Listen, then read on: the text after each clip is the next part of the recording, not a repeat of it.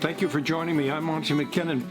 Today what we're going to do is I'm going to talk a little bit about how I messed up the top on this, and I want to also talk to you about the book. So we'll spin the intro and I'll come right back and do that.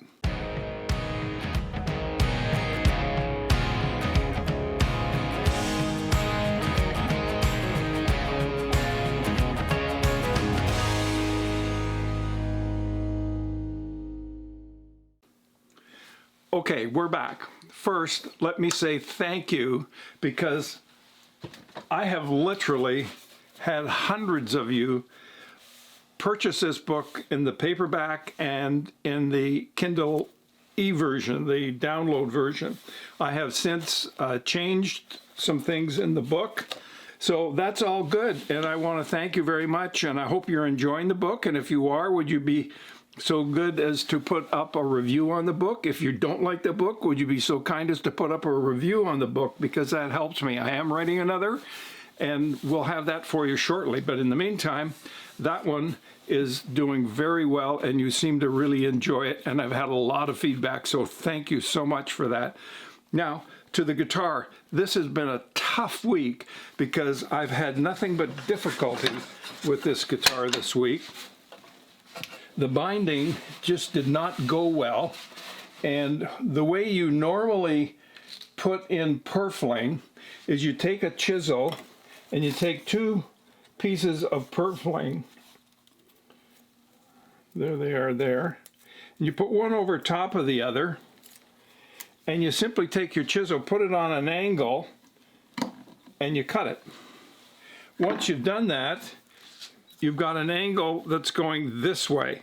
Well, this angle is going that way. So the two of them come together and they form a perfect union, and you won't even see it in the guitar top. You won't even know where that is. Now, in order to do that, because I already had part of this glued around here, I took the chisel like so, and I brought it down, and my shaky hands, oh man, they're terrible. It got away from me and took a chunk right out of the top here, very small. I'll bring it up and let you have a real good look at that.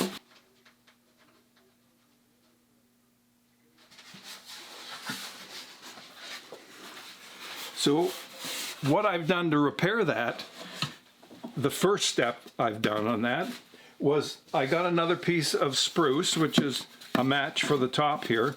I take it because I want the end grain here, and I put it down some sandpaper, and I go back and forth like this, and I make some sawdust, which is end grain. I then put the end grain in and a little bit of Star Bond thin CA glue, and then that just fills that in. So it gives me something to work with. And when we finally put the finish on here, you're never going to see it. That's not done yet, and that will get smaller as I take it down a little further. But it was so traumatic because I saw this little chunk and I thought, no, where is the other piece? And of course it was somewhere in here. I don't know where it is. It's gone. So then I've got all of this in here, and this was really difficult for me getting this put in here. Later on today, my wife came down and she managed to hold some of the clamps that I put in here so I could tighten it and make sure it's all really good and tight. And I've got the edge in here, so we're going to be able to scrape this. Now it's time for the back. So here's my question. Do I just simply end up putting in the binding here? It would just, I mean, I've got it, it's easy to do. It would just run around like so, and it would be tight against the maple here. So I can do that. I can also route another 10/1000ths of an inch off the top of this and put in a piece of green purfling, which is really hard to see, but that'll give you an idea of what it looks like. And I can run that around it. So I'm not sure what to do there. I'm 6 of 1. Normally I would put the purfling on there, but honestly I've had so much difficulty with my shaking hands that I'm not sure I really want to do that because it was really tough on the top. And then, by the way, speaking of the top, the weight that you see running around here, that's the Teflon. I will peel that all out. I will clean it all out because it's going to have glue in underneath it, and I'll take a chisel and I'll run it through the channel, and then I'll put all the shell in here and it'll run all the way around, and then we'll sand it all down. But before I do that, I'm going to carve the armrest and put that on. So my next stage is, do I do this with the purfling or not?